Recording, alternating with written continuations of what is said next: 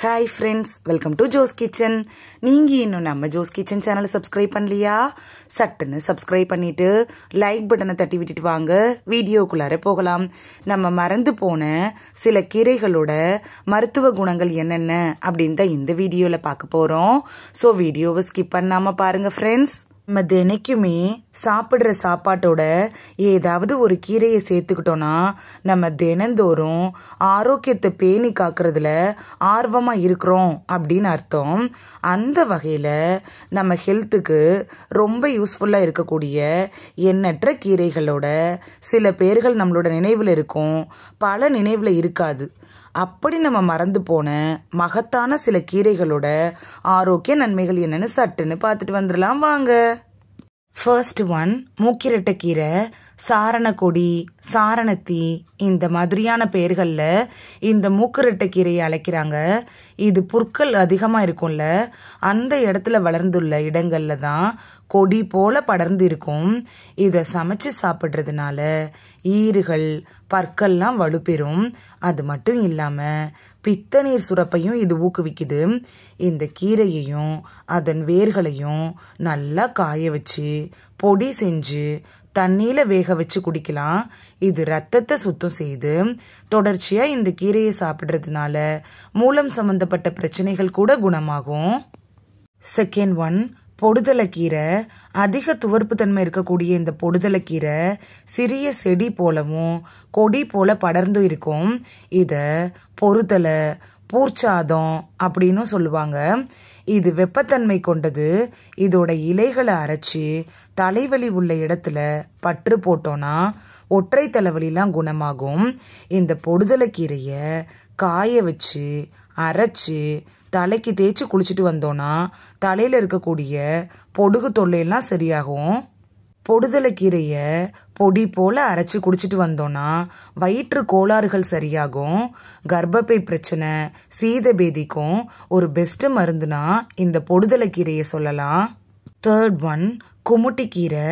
கிராமங்களில் அதிகளவு இருக்கக்கூடிய இந்த குமுட்டிக்கீரையோட பூக்கள் சிவப்பு, பச்சை நிறங்களில் அதோட நிலங்களுக்கு ஏற்ப மாறுபடும். செரிமான பாதிப்பு, மலச்சிக்கல், பித்தம், மூலம் இது மாதிரியான பிரச்சனைகளுக்கு தீர்வா இந்த குமுட்டிக்கீரை இருக்கு.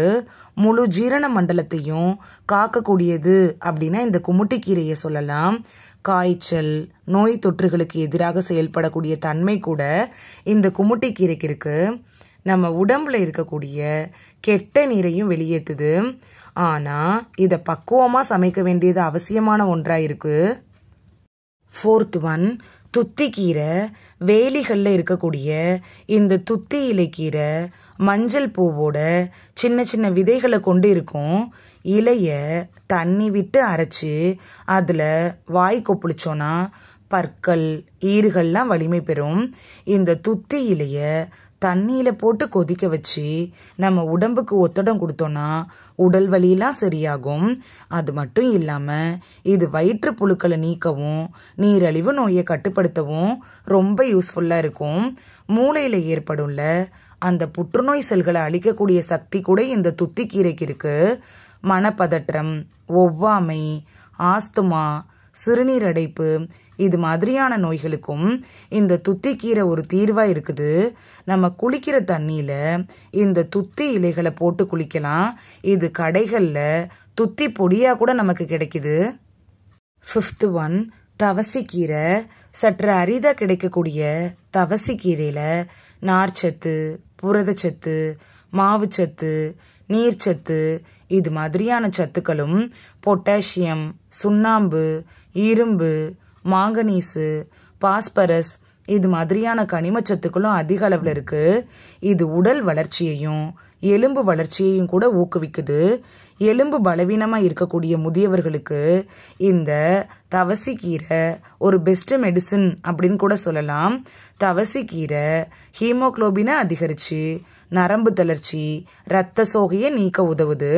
இதோட இலையிலிருந்து சாறு எடுத்து தேன் கலந்து குடிச்சோன்னா சரும சுருக்கம்லாம் நீங்கி சருமம் நல்லா பளபளப்பாகும்.